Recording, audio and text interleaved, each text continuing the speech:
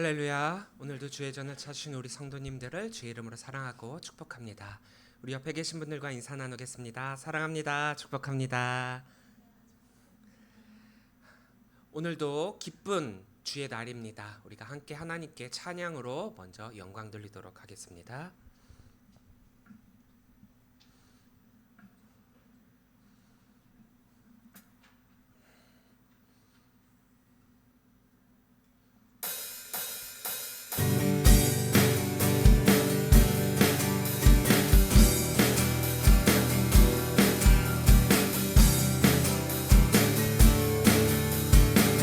마지막 날에 마지막 날에 내가 나의 영으로 모든 백성에게 부어 주리라. 자녀들을 예언할 것이요 청년들은 환상을 보고 아비들은 꿈을 꾸리라. 주의 영에 임하며 자녀들을 예언할 것이요 청년들은 환상을 보고 아비들은 꿈을 꾸리라. 주의 영에 임하며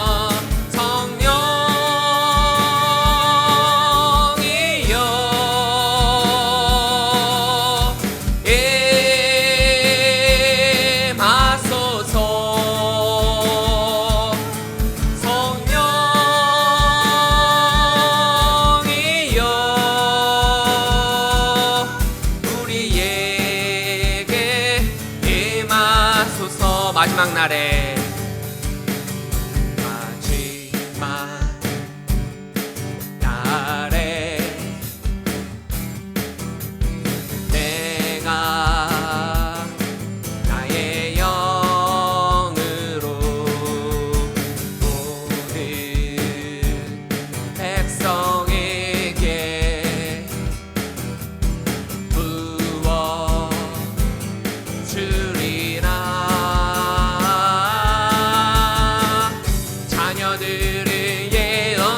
것이요 청년들은 환상을 보고 아비들은 꿈을 꾸리라. 주의 영에 임하며 자녀들은 예언할 것이요 청년들은 환상을 보고 아비들은 꿈을 꾸리라. 주의 영에 임하며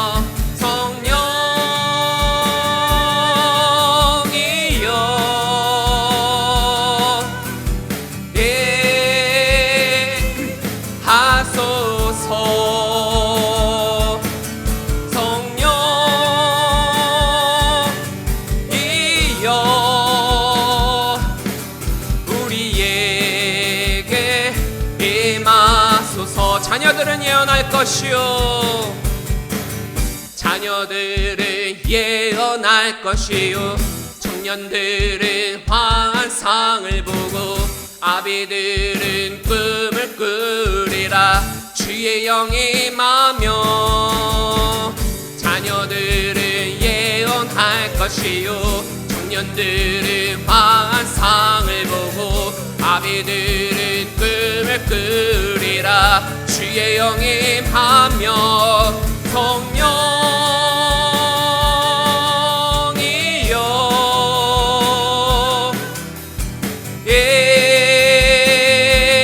하소서.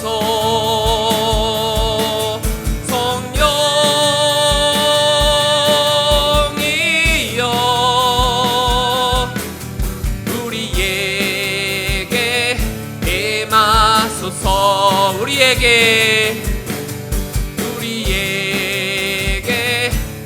임하소서. 우리에게 임하소서. 우리에게 임하소서. 생명 주께 있네 능력 주께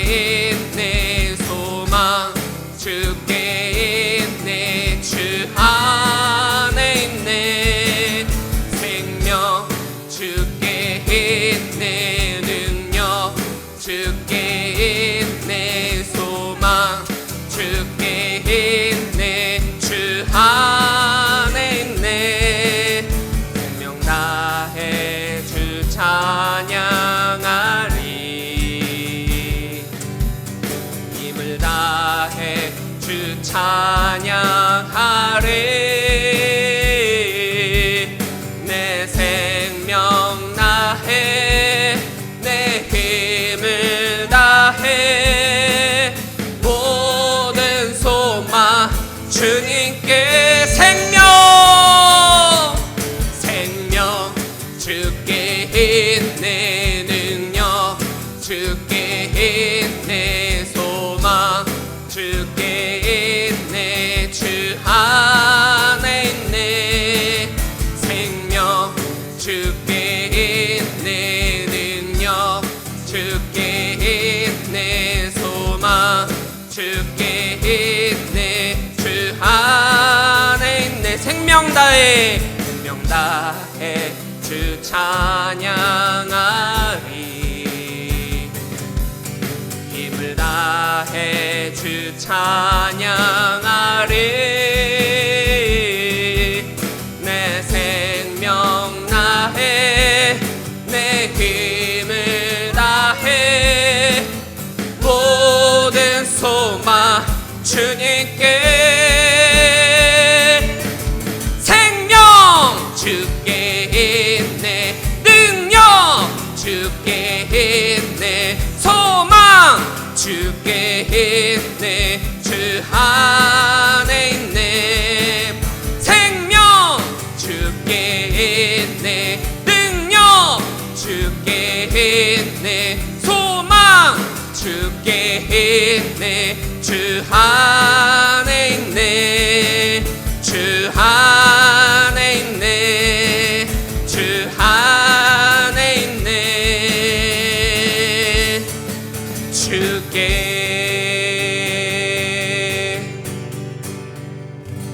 할렐루야. 모든 생명 주님께 있고 모든 능력 주님께 있고 모든 소망 주님께 있음을 고백하며 그 모든 것들을 주님으로부터 받는 우리 모든 성도님들 되시기를 바랍니다.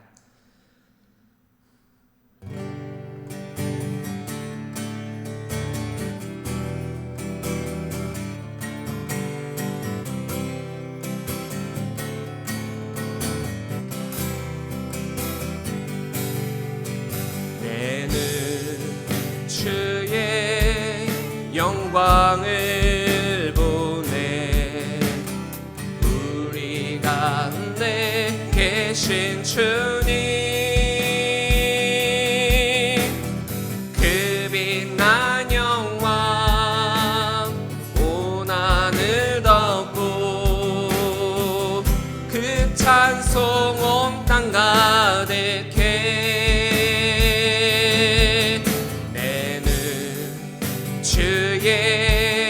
영광을 보내 찬송 가운데 서신 주님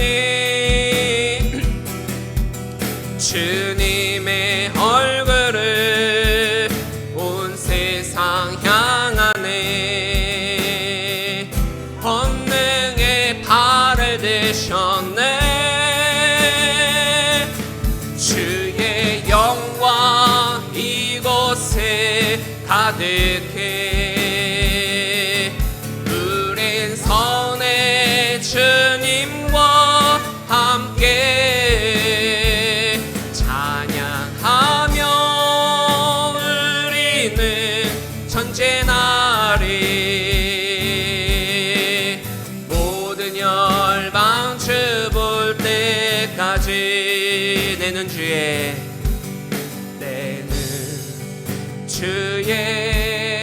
영광을 보내 우리 가운데 계신 주님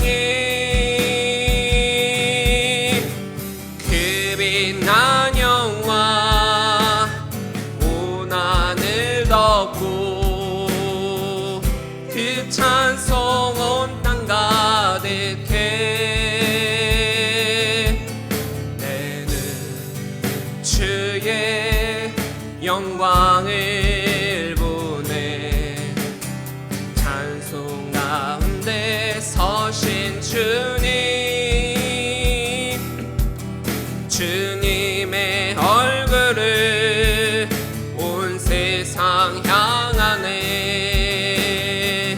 권능의 발을 드셨네 주의 영광 이곳에 가득해 우린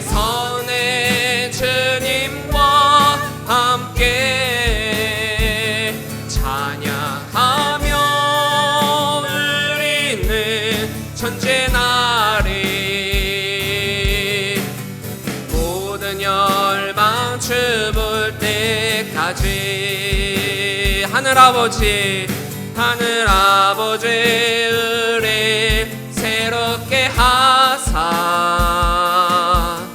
열방 중에서 주를 섬기게 하소서. 모든 나라에 일어나 찬송 부르며 영광의 주님을 보게 하소서. 주의 영광의 곳에 가득해 우린 선의 주님과 함께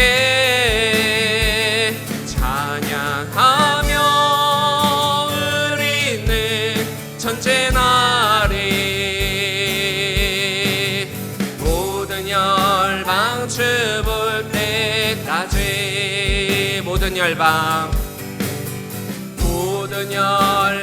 주 볼 때까지 모든 열방 주 볼 때까지 모든 열방 주 볼 때까지.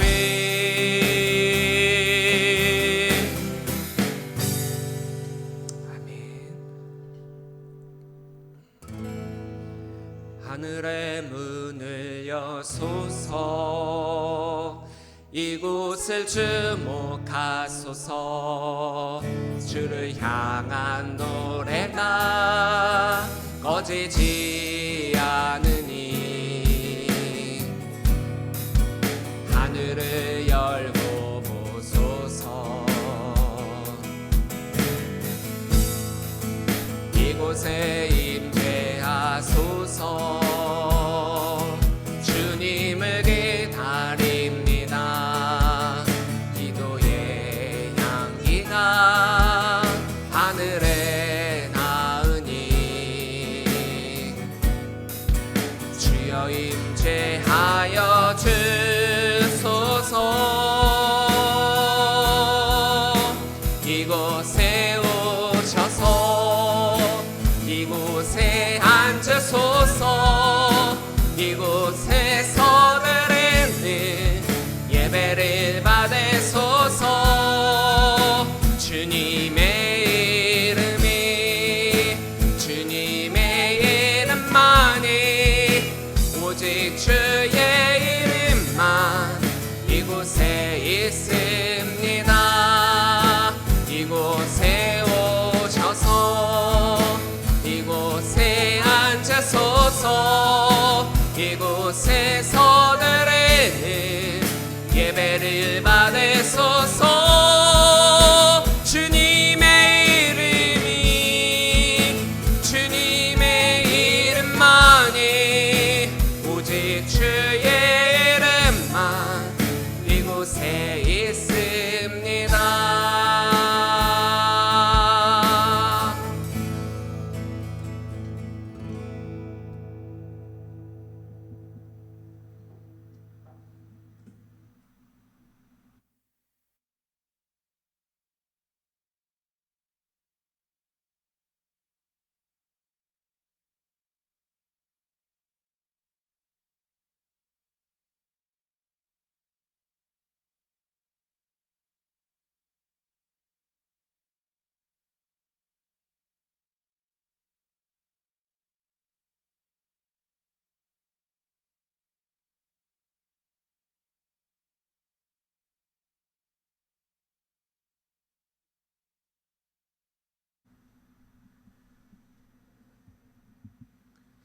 다 함께 사도신경으로 신앙 고백하시겠습니다. 전능하사 천지를 만드신 하나님 아버지를 내가 믿사오며 그 외아들 우리 주 예수 그리스도를 믿사오니 이는 성령으로 잉태하사 동정녀 마리아에게 나시고 본디오 빌라도에게 고난을 받으사 십자가에 못 박혀 죽으시고 장사한 지 사흘 만에 죽은 자 가운데서 다시 살아나시며 하늘에 오르사 전능하신 하나님 우편에 앉아 계시다가 저리로서 산자와 죽은 자를 심판하러 오시리라. 성령을 믿사오며 거룩한 공예와 성도가 설교통하는 것과 죄를 사하여 주시는 것과 몸이 다시 사는 것과 영원히 사는 것을 믿사옵나이다. 아멘. 다 함께 찬송가 15장 부르시겠습니다.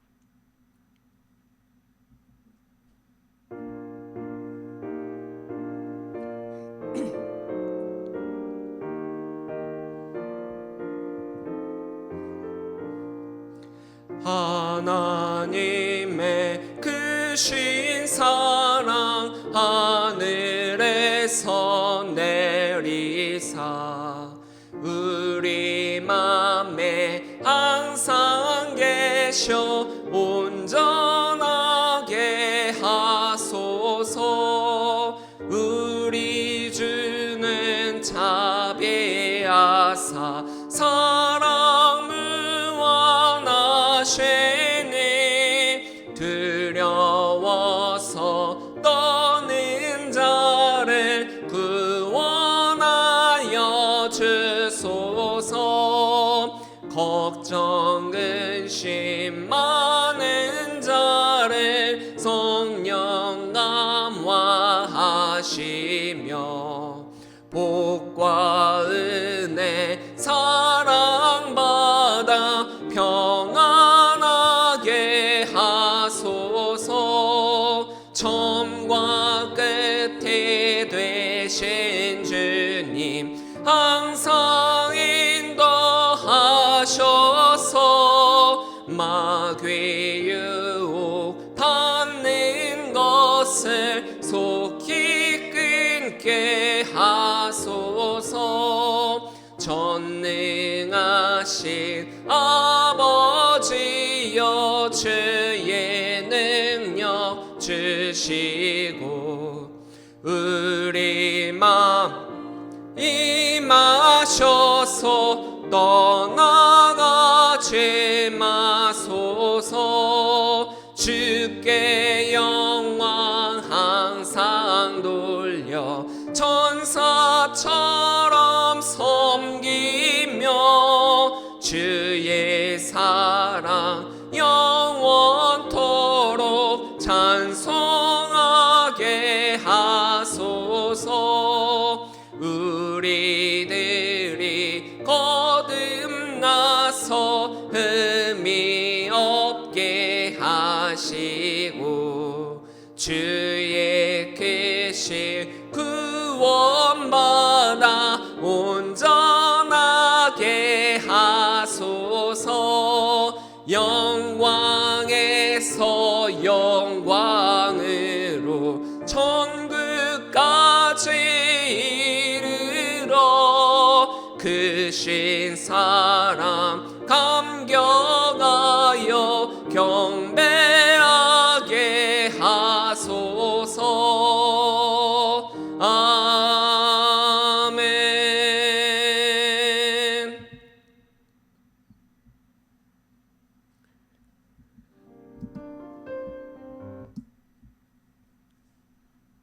교동문은 136번 성령강림 2번입니다.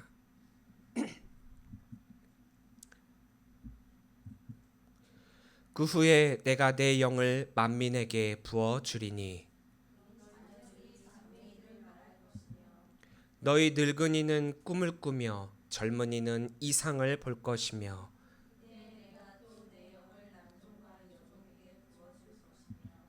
내가 이적을 하늘과 땅에 베풀리니 곧 피와 불과 연기 기둥이라.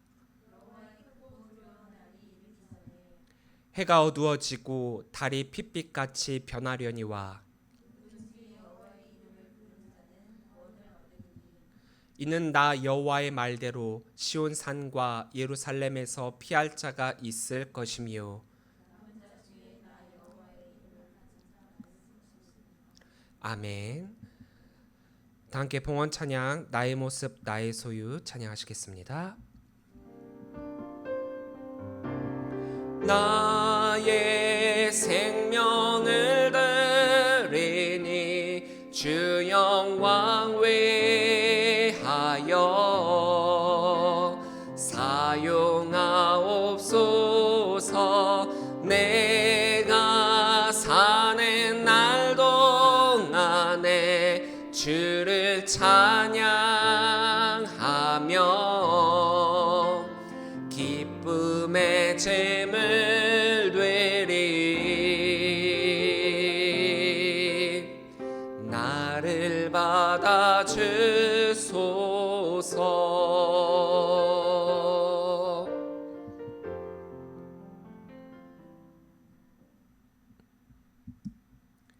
기도하시겠습니다.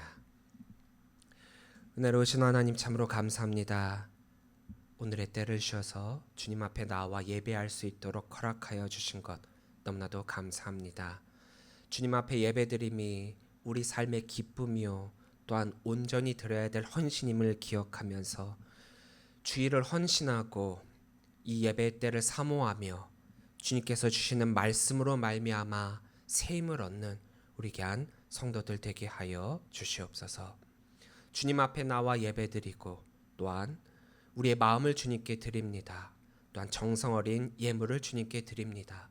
이 예물이 쓰이는 곳마다 하나님의 나라가 확장되게 하여 주시고 주님께서 이 예물을 사용하심에 차고 넘치는 큰 은혜가 이 세상을 살아가는 우리 성도의 삶 가운데서도 넘쳐나게 될 줄 믿습니다.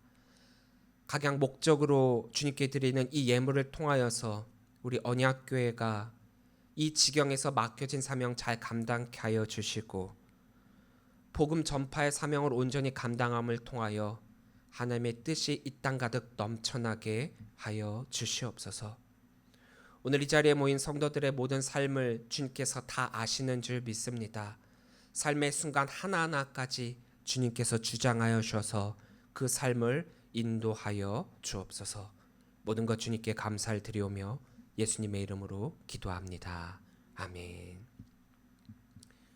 교회 소식 전해드리겠습니다. 하나님께서 사랑하시는 예배 자리에 오신 우리 성도님들을 주의 이름으로 사랑하고 축복합니다. 언약교회 예배는 주일 오전 10시 50분부터 함께 찬양으로 예배드리고 있습니다. 오늘은 성령 강림 후 제1주 및 웨슬리 회심 기념 주일입니다. 웨슬리 목사님의 이 회심을 우리가 다시 한번 돌이켜보면서 회심, 돌이키다라는 뜻이거든요. 회개하는 좀 다른 의미이긴 한데 믿는 성도로서 이 삶을 살아가다가도 때로는 마음이 우울해지고 때로는 내가 잘하고 있는 것인가 회의가 들기도 하고 그런 때 성령의 뜨거움을 체험한 이 웨슬리 목사님의 회심을 통해서 감리교는 시작됐고 감리교 역사가 또 메소디스트 규칙쟁이라고 하는 이 삶이 오늘날까지도 우리 감리교를 통해 이루어지고 있습니다. 여러분들의 신앙이 다시 한번 이 웨슬리 회심의 이때를 기억하면서 다시금 돌이키고 불을 피워 성령의 뜨거움으로 신앙생활 하시는 우리 성도님들이 되시기를 바랍니다. 토요전도가 매주 토요일마다 계속되고 있습니다. 어제는 왜 그런지 모르겠는데 사람들이 많이 돌아다니지 않더라고요. 하지만 제가 지난주에도 말씀드렸다시피 전도는 되고 안 되고의 문제가 아니라 하고 안 하고의 문제입니다. 우리 언약교회 전도는 쭉 계속해서 이어질 것입니다. 시간이 되시고 함께 하실 수 있는 분들은 이때를 함께 하셔서 전도의 사명 잘 감당하시기를 바랍니다. 무료 초급 기타 교실이 매주 수요일마다 계속되고 있고요. 또 함께 배우시고 싶은 분들이 있으시다면 점프 작은 도서관으로 문의를 해주시기를 바랍니다. 2024년 웨슬리 연합 성회 및 사경회가 오늘 저녁부터 수요일까지 있습니다. 내동교회에서 있고요. 진정한 그리스도인의 삶이라는 제목을 가지고 새벽과 저녁은 이익상 목사님이, 낮에는 윤득형 목사님이 강의를 해주십니다. 때에 따라 양식을 갈망하시는 분들 찾으셔서 함께 귀한 시간 나누시기를 바랍니다. 오늘 우리에게 주신 하나님의 말씀은 사도행전 5장 33절부터 42절 말씀입니다. 사도행전 5장 33절부터 42절 말씀입니다. 한 목소리로 함께 읽도록 하겠습니다. 그들이 듣고 크게 노하여 사도들을 없이 하고자 할세 바리새인 가말리엘은 율법 교사로 모든 백성에게 존경을 받는 자라. 공회 중에 일어나 명하여 사도들을 잠깐 밖에 나가게 하고 말하되 이스라엘 사람들아 너희가 이 사람들에게 대하여 어떻게 하려는지 조심하라. 이 전에 드다가 일어나 스스로 선전하매 사람이 약 400명이나 따르더니 그가 죽임을 당함에 따르던 모든 사람들이 흩어져 없어졌고 그 후 호적할 때에 갈릴리의 유다가 일어나 백성을 꿰어 따르게 하다가 그도 망한즉 따르던 모든 사람들이 흩어졌느니라. 이제 내가 너희에게 말하노니 이 사람들을 상관하지 말고 버려두라. 이 사상과 이 소행이 사람으로부터 났으면 무너질 것이요 만일 하나님께로부터 났으면 너희가 그들을 무너뜨릴 수 없겠고 도리어 하나님을 대적하는 자가 될까 하노라 하니 그들이 옳게 여겨 사도들을 불러들여 채찍질하며 예수의 이름으로 말하는 것을 금하고 놓으니 사도들은 그 이름을 위하여 능욕받는 일에 합당한 자로 여기심을 기뻐하면서 공회 앞을 떠나니라. 그들이 날마다 성전에 있든지 집에 있든지 예수는 그리스도라고 가르치기와 전도하기를 그치지 아니하니라. 아멘. 할렐루야. 예배의 자리를 사모하여 이 자리에 나오신 우리 모든 성도님들을 주의 이름으로 사랑하고 축복합니다. 요즘은 참 자극적인 것을 좋아하는 시대가 되었어요. 뭐 TV를 보던지 동영상을 보던지 그래서 드라마, 컨텐츠, 뉴스, 음악, 장르 구분할 것 없이 모든 분야에서 우리들의 감각을 건드리는 자극적인 것들이 꽤나 많이 나오고 있습니다. 뉴스도 마찬가지죠. 예전에야 진실만을 보도한다. 또 정확한 정보 전달만이 필수였다라고 했다라고 한다면 요즘에는 카더라 뉴스가 생각보다 꽤 많이 나오고 있죠. 어떤 사건에 대해서 이런저런 또 자극적인 이야기를 깔고 사람들을 모은 다음에 그 자극적인 뉴스로 말미암아 한 사람의 인생이 완전히 망가지게 된다라고 하더라도 나중에 그것이 아니다 이게 밝혀졌어요. 하지만 그러더라도 정정기사 한 줄로 아니면 말고라고 끝내버리는 그런 경우가 참 많이 있죠. 그러다 보니까 이전에 가짜 뉴스가 이게 가짜라고 하는 것을 분명히 정정을 했음에도 불구하고 이전에 나왔던 그 뉴스들이 더더욱 확산이 돼요. 어느덧 가짜가 진짜가 되고 진짜가 가짜가 되어버려가지고 이제 그 사건에 대해서 무엇이 진실인가는 더 이상 중요하지 않게 되는 그런 일들이 너무나도 많이 있습니다. 지상파 방송이 아니더라도 어떤 이슈가 하나 터지게 되면 여기저기서 특별히 요즘엔 유튜브가 굉장히 많이 발달했잖아요. 그것에 대해서 유튜버들이 방송을 내보내고 있습니다. 이게 사실인지 진실인지 아직 정확하게 그것이 구분이 되어지지 않음에도 불구하고 여러 가지 소식 매체들을 통해서 이거는 내가 입수한 건데 이거는 나만 알고 있는 소식인데 라고 하면서 소식들을 뿌려대고 있단 말이에요. 자, 이렇게 사실과 상관없는 그 사건을 이렇게 여러 곳에서 뿌려대고 있는 이유는 딱 하나죠. 바로 인기를 위해서입니다. 많은 사람들을 선동하기 위해서죠. 내 채널에 많은 사람들이 오게끔 하고 내 영상을 보게끔 만들어 갖고 관심을 갖고 사람들이 그것을 내 영상을 보면 그것에 따른 수익이 나에게 들어오니까 돈벌이가 된단 말이에요. 그러니까 사실인지 아닌지는 이들에게는 크게 중요하지 않아요. 인기를 끌고 관심을 끌고 선동을 하고 내 거에 클릭을 해서 내 영상이 퍼지게 만드는 것. 그것이 이들의 목적입니다. 유대 종교 지도자들의 시기와 질투를 받아 예수님께서는 끝끝내 십자가에 달려 돌아가시게 되었죠. 이들의 시기로 시작된 행위가 예수님을 십자가에 못 박는 것으로만 그친 것이 아니라 그 제자들이 예수의 복음을 전하는 그것까지 가로막는 역할까지 하고 있습니다. 예수님을 나무에 달려 돌아가시게 만들어 저주의 사람으로 바꿔버렸고요. 예수님의 복음을 복음이 아니라 한 정치가로 둔갑시켜 이 로마를 전복시키고 또 백성들을 이끌려고 했었던 그냥 정치가 정도로만 매도하고 있습니다.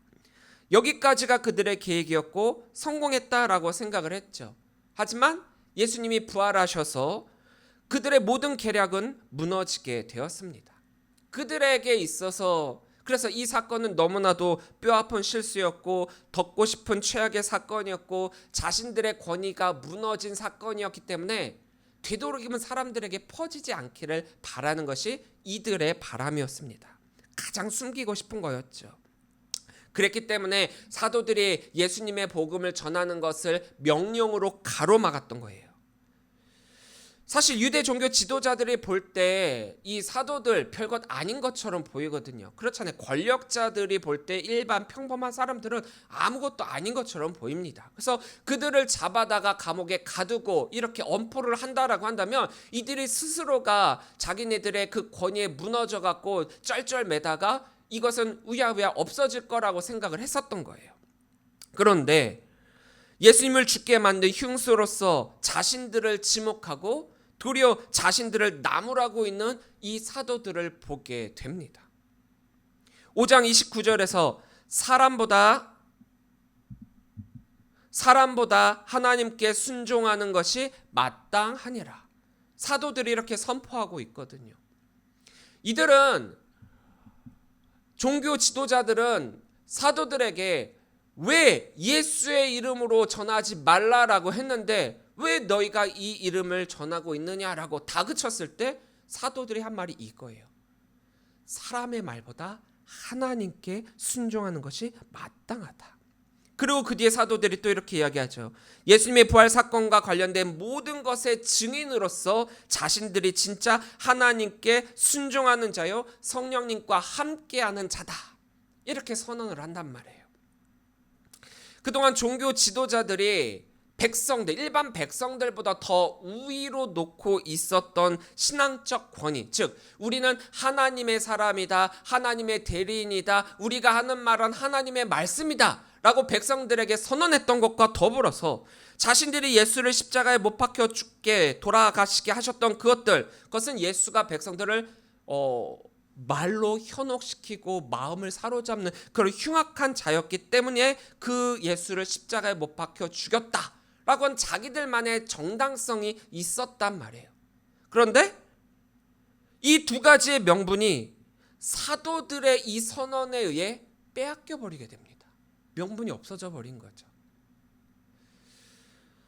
똥 싼 놈이 더 성을 낸다고 그랬기 때문에 이들이 더 난리가 나게 됩니다. 오늘 본문 33절입니다.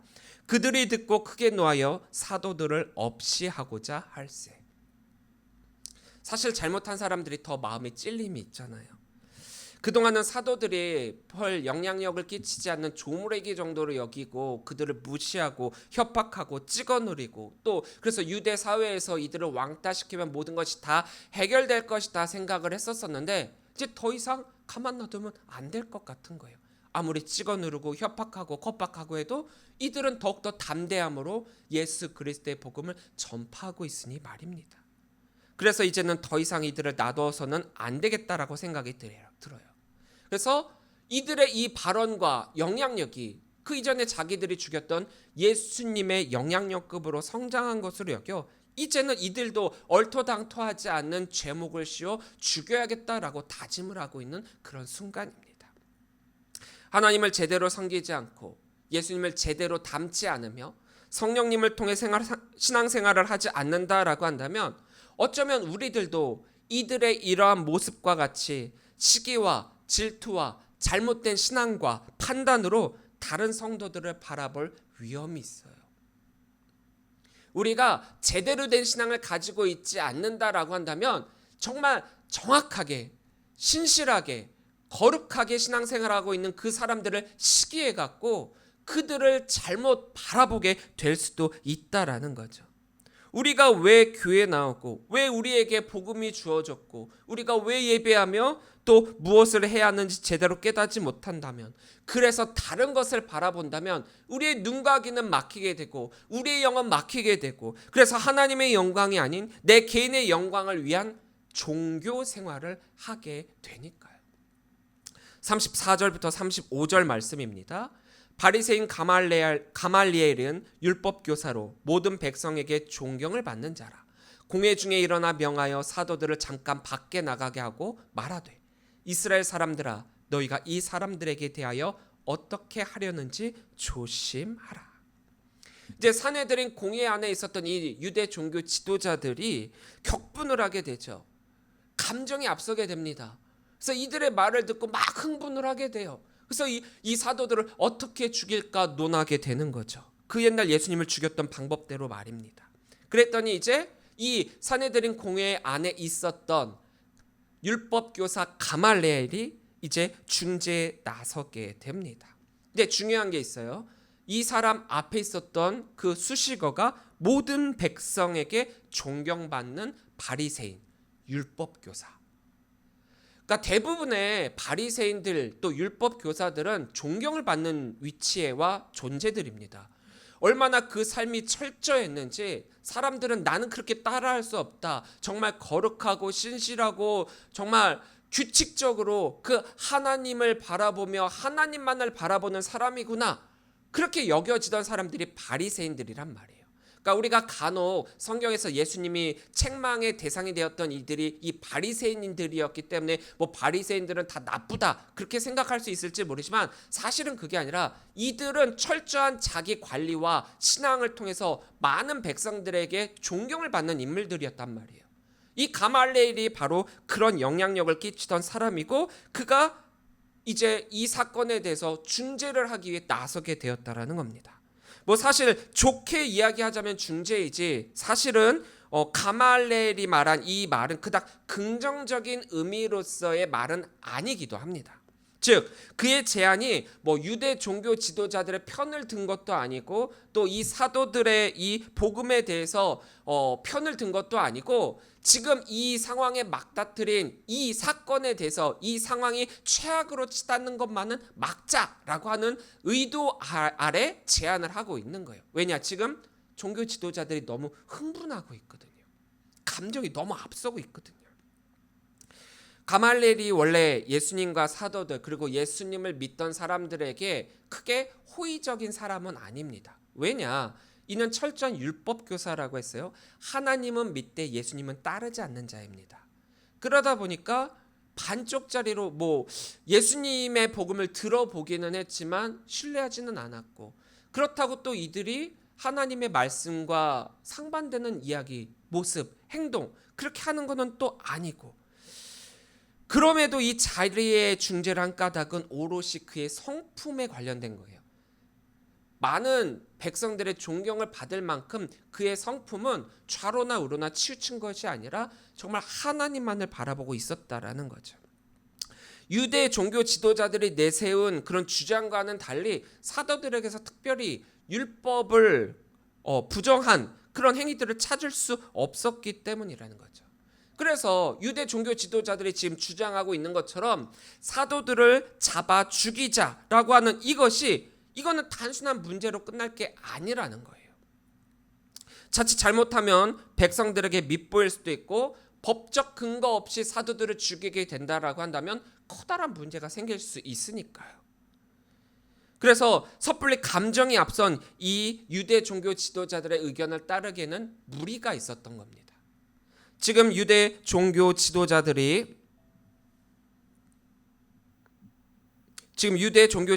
격분하여 격앙이 되어 있는 이 상태를 어떻게든 해결할 필요가 있었던 거예요.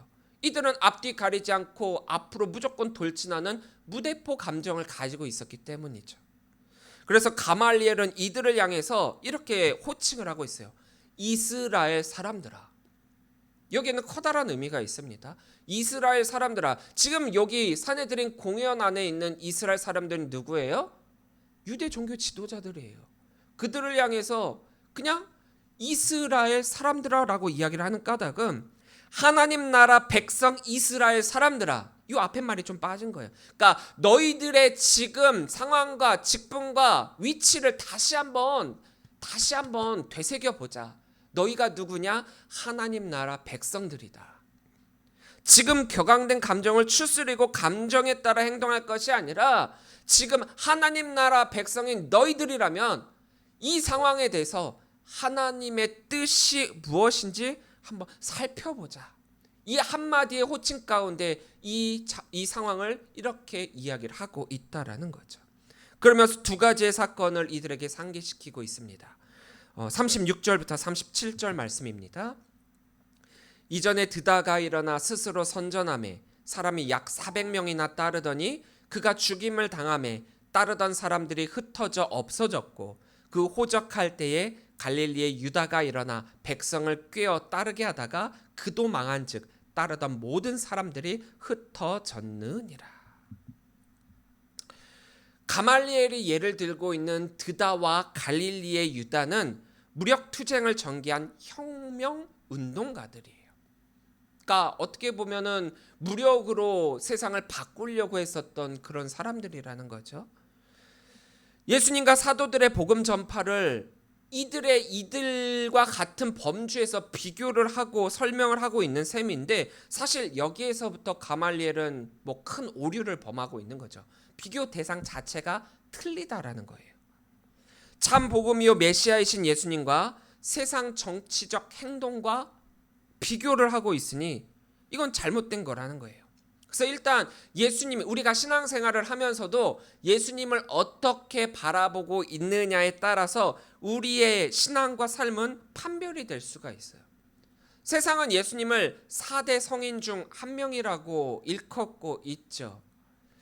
예수님, 공자, 석가모니, 소크라테스, 이 4명을 세계의 4대 성인이라고 부르고 있습니다.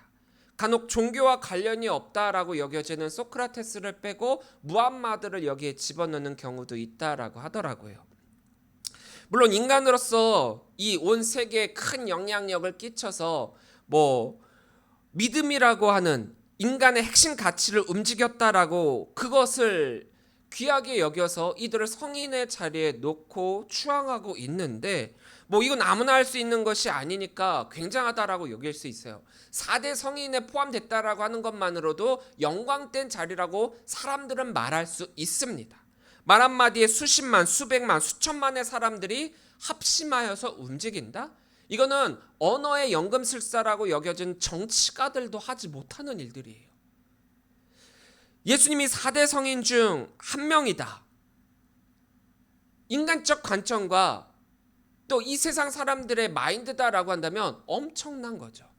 하지만 예수님이 4대 성인 중 한 명이다? 어떻게 생각하십니까, 여러분들은? 어찌됐든 간에 이 말에는 좀 어폐가 있어요. 왜냐? 결론부터 얘기하면 예수님은 성인이 아니에요. 성인이라고 일컬을 수 없죠. 참 인간의 몸을 입고 이 땅에 오신 것은 맞지만 또 참 신이시기 때문에 성인으로 지칭하기에는 무리가 있습니다.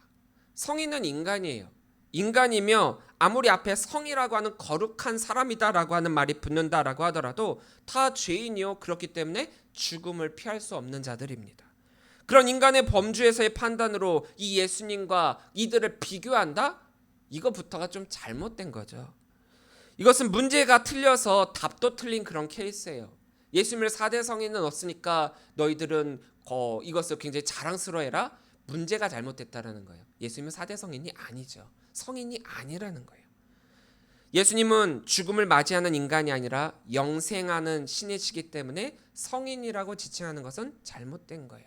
그러니까 우리가 예수님을 어떻게 바라보고 있고 예수님과 누구를 비교를 해야 되느냐, 여기에서 잘못 판단을 하게 되면 이미 시작부터 잘못됐다라는 거죠. 가말리엘이 사실 이런 오류를 범하고 있다라는 거예요.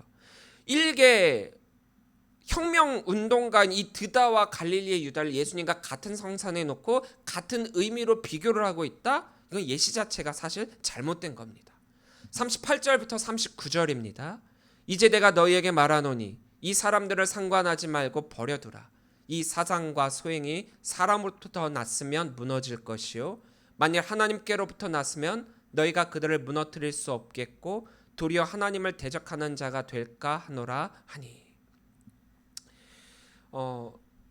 가말리엘이 이들의 행위를, 이들의 모습을 예시로 든 까닭은 뭐냐?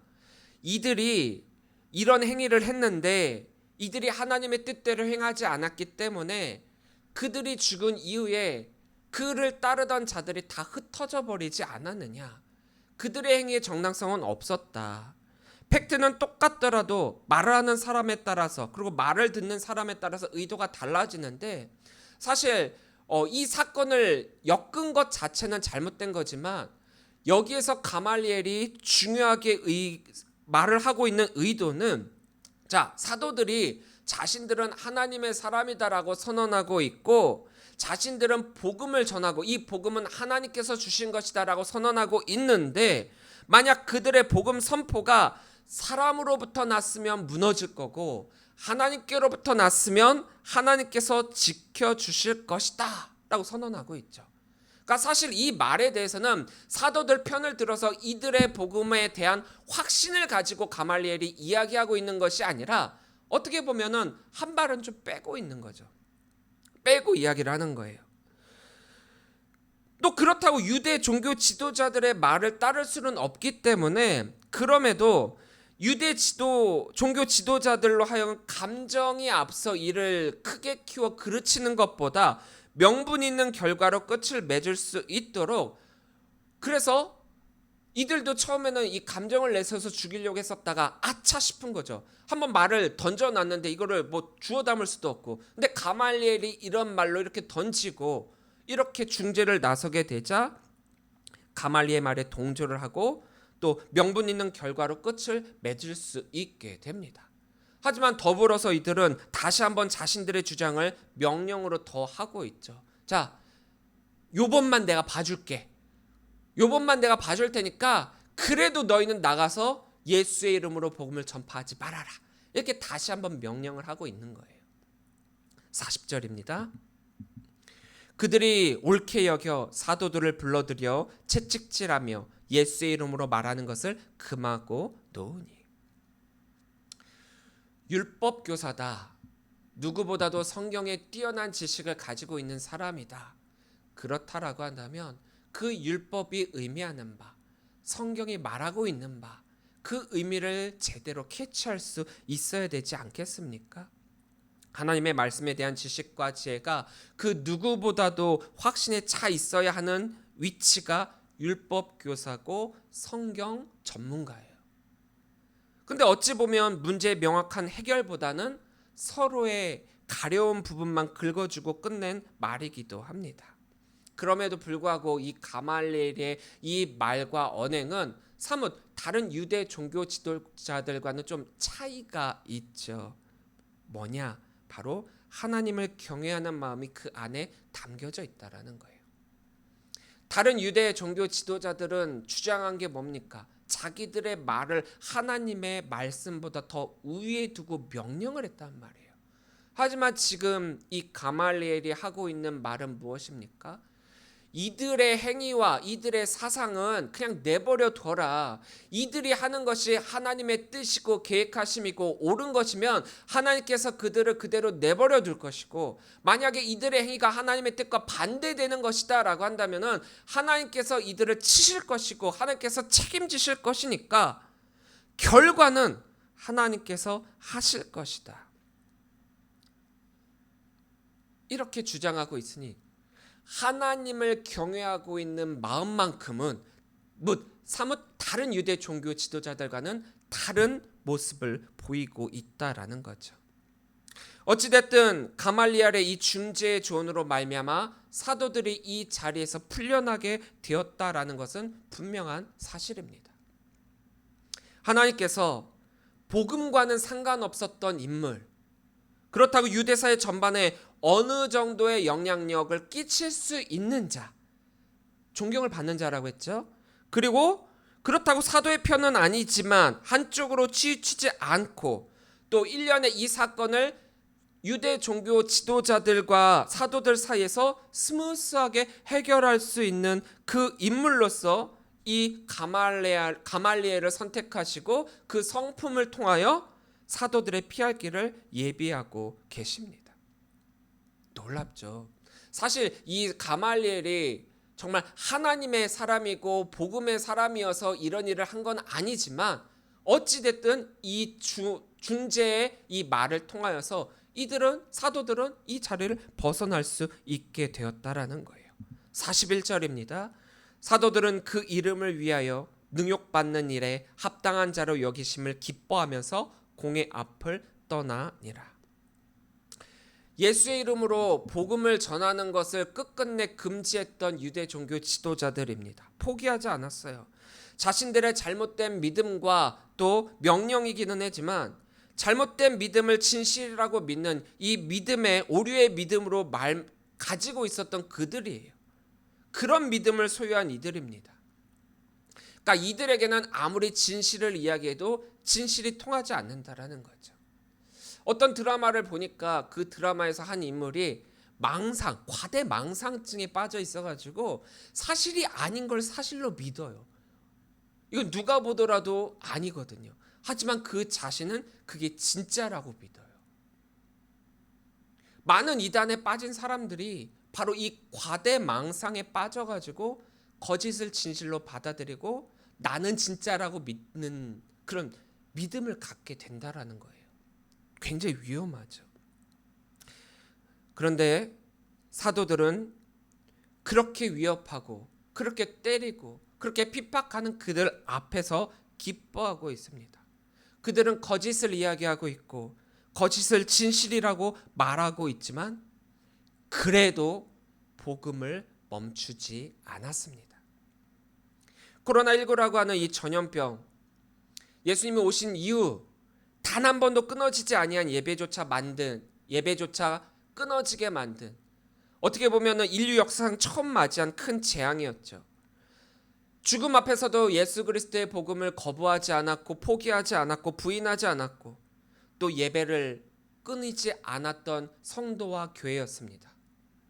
근데 이 시기에 예배하기 위해 모인 이들을 국가적 명령으로 못 모이게 했고 더 심하면 예배를 못하게 했을 때 온 세상 사람들이 다 같이 손가락질하면서 예배하는 성도와 교회를 전염병의 온상인 양 욕하고 매도하고, 또 이런 상황이 이렇게 되니까 또 교회에서조차도 성도들조차도 거기에 휩쓸려 동조하면서 교회에 나오는 사람은 믿음이 좋은 사람, 교회 안 나오는 사람 믿음이 적은 사람, 흑과 백으로 나뉘어 서로를 대적하고 분열하는 현상이 일어나게 되었죠.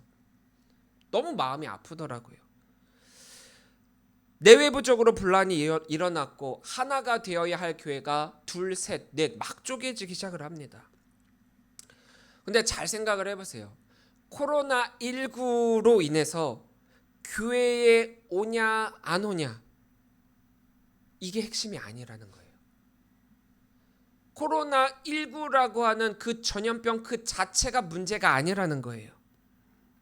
더 큰 건 뭐냐? 이러한 상황 가운데 내가 예배를 하느냐 안 하느냐, 이러한 상황 가운데 나의 믿음을, 내 복음을 지킬 수 있냐 없냐라는 거죠. 근데 자꾸 프레임은 어떤 프레임을 씌우고 있냐? 너 교회 나왔냐? 이러한 상황 가운데 교회 나왔냐? 너 믿음 좋은 사람이야.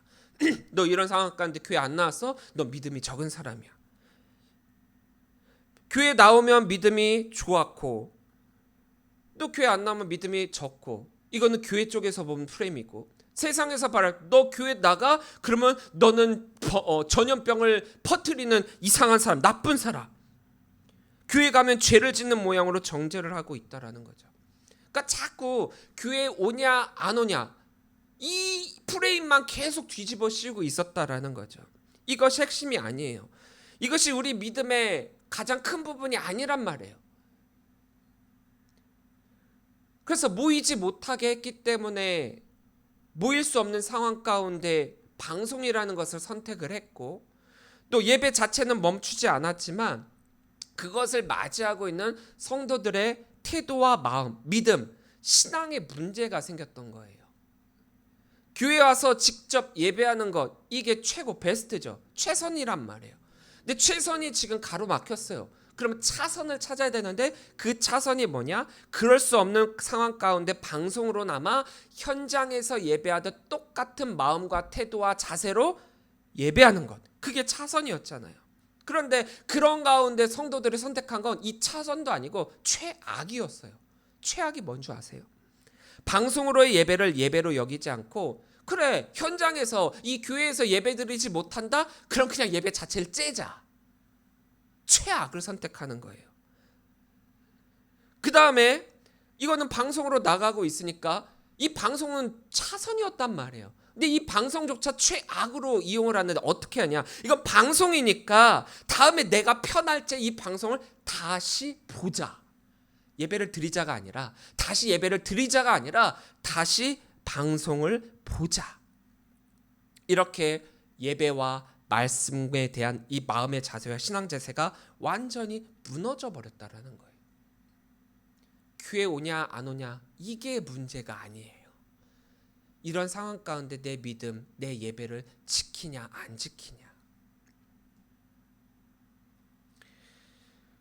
이렇게 너무나도 편하게 지내다 보니까 코로나19가 끝난 시점에서도 많은 사람들이 익숙한 자신만의 신앙 세계에서 빠져나오질 못하고 있는 거죠. 교인은 줄었다고 그래요. 교회에서 교인은 줄었다고 이야기를 합니다. 얼마 전에 전도 세미나를 다녀왔는데 거기서 통계를 냈어요. 통계를 냈는데 우리가 생각할 때 기독교가 많이 줄었고 교회가 뭐 회복이 인원이 뭐 80%가 되면 많이 됐다라고 그렇게 이야기한다라고 하잖아요. 그런데 그 통계를 보면 아주 놀라운 결과가 나왔더라고요. 뭐냐? 교인은 늘었다예요. 신기하죠. 현장에 있는 교회에서는 교인들이 줄었다고 그러는데 통계적으로는 늘었어요. 부흥했어요. 이유가 뭔지 아세요? 교회는 안 나와요. 근데 나는 기독교인이래요. 난 언약교회 안 나와요. 근데 난 언약교회 교인이래요. 그런 사람들이 늘어났다는 거예요. 현장에 와서 예배드리는 인원은 줄은 거 맞는데 뭐 나는 내가 방송으로 내 편할 때 방송을 보니까 난 예배 드렸어. 이렇게 마음먹는 사람들이 늘었다라는 거죠. 복음을 떠나고 교회를 떠나고 예배를 떠나고 오늘에까지 이르게 되었다라는 거예요. 코로나19는 성도와 교회로서는 너무나도 당황스러운 사건이었습니다. 처음 맞이한 상황이었기 때문에 뭐 어떻게 제대로 된 대처도 하지 못하고 말 그대로 그냥 당했어요. 코로나19라는 상황에 우리는 당해버린 거예요. 제대로 당했죠. 자, 그때는 모르기에 당했습니다. 한 번도 경험해 본 적이 없는 상황이었기 때문에. 근데 이제 알았다면 우리가 절대로 포기해서는 안 되는 것이 무엇인지 깨닫게 되었다라고 한다면 이제 서둘러서 회복하고 회복이 되었다면 이제는 다시는 이런 것들로 인해 넘어지지 않도록 내 신앙과 내 믿음을 지켜야죠. 더욱 든든한 믿음 안에 서야죠. 이제 앞으로 코로나19보다 더한 것들이 다가올 거예요. 이런 비슷한 현상들이 이것으로 그치는 게 아니라 더 많은 것들이 일어날 겁니다. 말세말의 시대가 되면은 그때는 우리를 흔들고 무너뜨리고 우리가 더 믿음을 굳건히 잡을 수 없도록 만드는 그런 것들이 더 일어나게 된다라고 했어요. 예상되는 일들입니다. 알고 있었지만 코로나19가 왔을 땐 대처를 못했어요. 그렇다면 이제는 이런 것들을 경험했다면 이와 비슷하거나 또 이와는 다르지만 분명한 다른 것들이 온다라는 건 깨닫게 됐잖아요. 그렇다면 준비해야죠. 그럴 때마다 흔들리는 믿음을 갖는 것이 아니라 절대로 흔들리지 않는 믿음을 우리가 소유해야 될 것 아니겠습니까? 42절입니다. 그들이 날마다 성전에 있든지 집에 있든지 예수는 그리스도라고 가르치기와 전도하기를 그치지 아니하니라. 어떠한 상황 가운데서도 사도들은 자신들이 해야 할 사명이 무엇인지 잊지 않았습니다. 상황이 이러니까 시간이 이러니까 핑계대지 않았다라는 거예요. 이들이 이런 명령을 했고 우리를 때렸고 우리를 가두었고 우리를 죽이려고 했으니까 이렇게 핑계를 대지 않았다라는 거죠. 그럼에도 불구하고 그들은 하나님과 함께하는 이 시간을 그 하나님의 명령을 그 사명을 순종하는 것을 기뻐했다라는 거예요.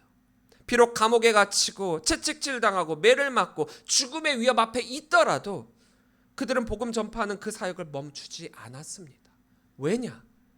그들은 복음 전파하는 그 사역, 그것이 하나님의 뜻이고 하나님의 이름을 드높이는 것이고 하나님께서 우리들에게 명령하신 것이었기 때문입니다. 그래서 복음을 멈추지 않았습니다. 사람보다 하나님께 순종하는 것이 마땅하니라 라고 했던 이 베드로의 이 선언처럼 날마다 어디에서나 예수가 그리스도라고 가르치고 전도하는 데 전념한 이 사도들의 이 모습은 날마다 하나님께 순종하고 있음을 보여주는 강력한 증거라는 거예요. 되고 안 되고 가말리엘의 말도 어느 정도 이야기가 수긍이 되죠. 결과는 하나님께서 하실 것이다. 우리가 씨를 뿌리는 역할을 할 뿐이지 그것이 자라고 성장하고 열매 맺게 되는 것은 하나님께서 하실 거다. 우리들에게 주신 명령은 뿌리라는 거죠. 전하라는 거죠. 복음을 전하면서 겪게 되는 많은 일들, 나를 향한 예수 그리스도를 향한 또 교회를 향한 박해가 없으면 얼마나 좋겠냐마는 그러나 그것들도 도리어 우리로 하여금 기쁨이 되기도 합니다. 왜? 이 사도들처럼요. 왜냐하면 그것이야말로 우리가 하나님의 뜻대로의 삶을 살아가고 있다라고 하는 증거가 되니까요. 예수님도 말씀하셨죠. 나로 말미암아 너희를 유혹하고 박해하고 거짓으로 너희를 거슬러 모든 악한 말을 할 때에는 너희에게 복이 있나니 기뻐하고 즐거워하라. 하늘에서 너희의 상이 큼이라. 너희 전에 있던 선지자들도 이같이 박해하였느니라. 복음을 소유한 자들이 필연적으로 겪게 되는 것이 바로 고난입니다. 그 고난조차 기쁨으로 받아들일 수 있는 것이 복음 앞에 선 성도들입니다. 가말리엘의 이 중재가 복음에 대한 확신을 가지고 한 것은 아니었지만 그가 한 말 중에 이 말에 우리가 다시 한번 집중해 봅시다. 만일 하나님께로부터 났으면 너희가 그들을 무너뜨릴 수 없겠고 도리어 하나님을 대적하는 자가 될까 하노라 하니. 책임은 하나님이 지신다라는 거예요. 우리가 복음 앞에 바로 서 있고 그 복음을 전하고 그 복음의 사람이다라고 한다면 결코 무너짐은 우리에게 있을 수 없는 일입니다. 모든 주권은 하나님께 있습니다. 모든 인간의 판단은 불완전할 수밖에 없습니다. 가말리엘도 이런 생각을 가지고 있었던 사람이에요. 우리의 사역이 하나님의 뜻과 맞고 또 하나님께서 원하시는 대로 가고 있고 그렇다라고 한다면 아무리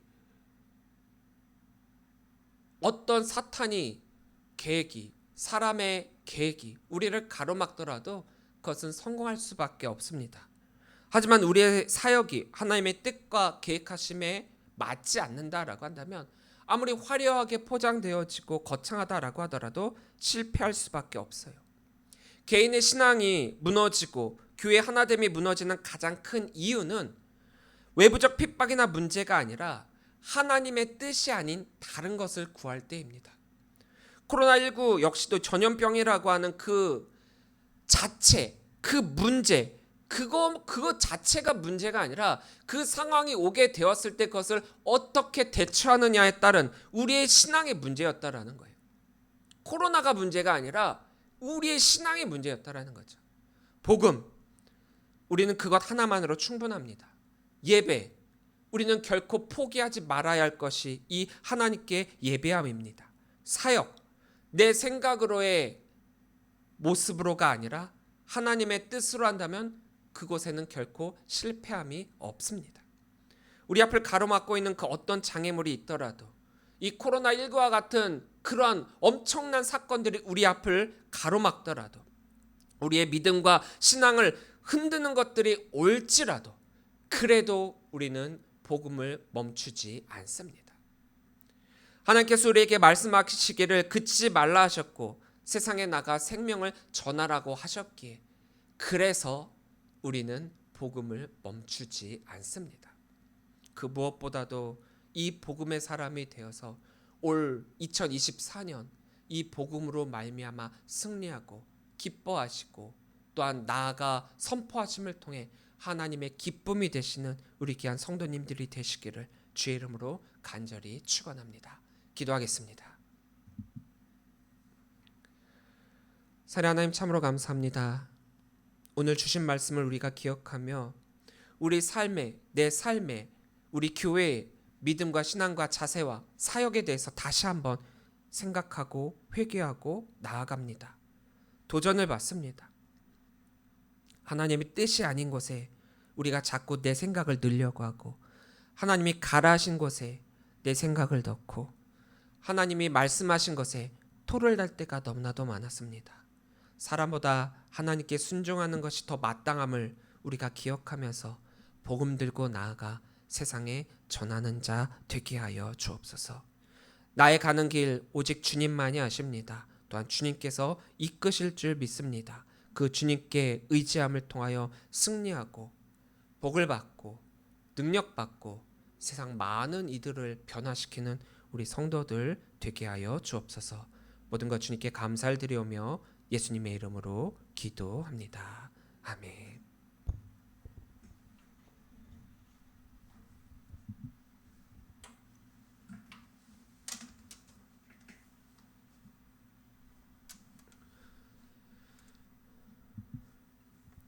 다 함께 결단 찬양 나의 가는 길 찬양하도록 하겠습니다.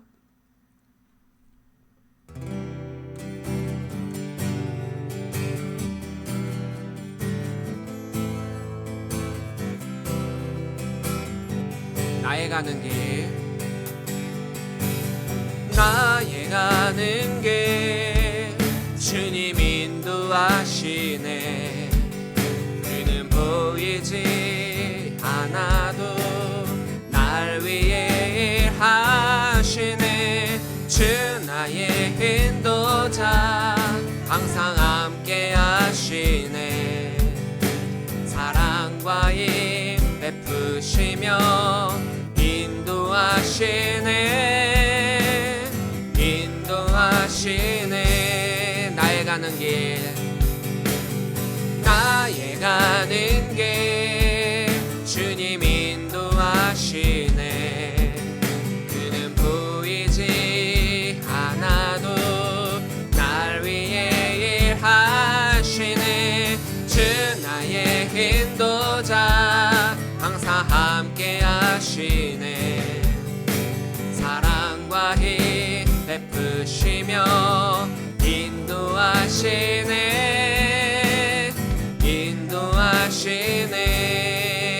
인도하시네 광야에 길을 만드시고 날 인도해 사막에 강 만드신 것 보라 하늘과 땅 면에도 주의 말씀 영원히 내 삶 속에 새 일을 행하리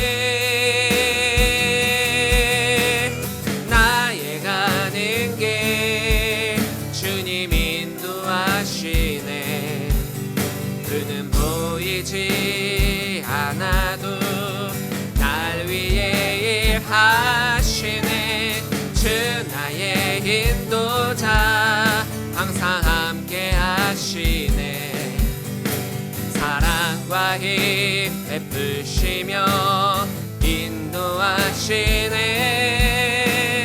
인도하시네 나의 가는 길 나의 가는 길 주님 인도하시네 그는 보이지 않아도 날 위해 일하시네 주 나의 인도자 항상 함께 하시네 사랑과 힘 베푸시며 인도하시네 인도하시네 광야에 길을 만드시고 날 인도해 사막에 강 만드신 것 보라 하늘과 땅 면에도 주의 말씀 영원해 내 삶 속에 새 일을 행하리 나의 가는 길 주님 인도하시네 그는 보이지 않아도 날 위해 일하시네 주 나의 인도자 항상 함께 하시네 사랑과 힘 베푸시며 인도하시네 인도하시네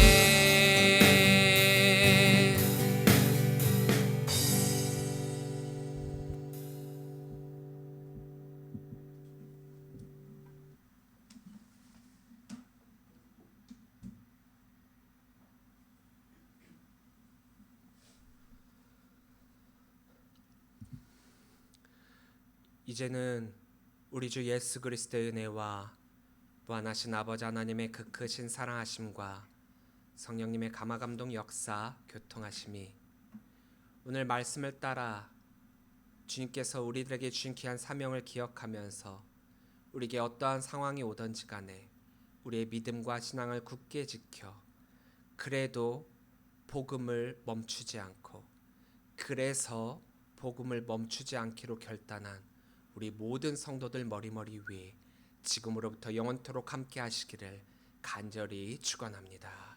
아멘.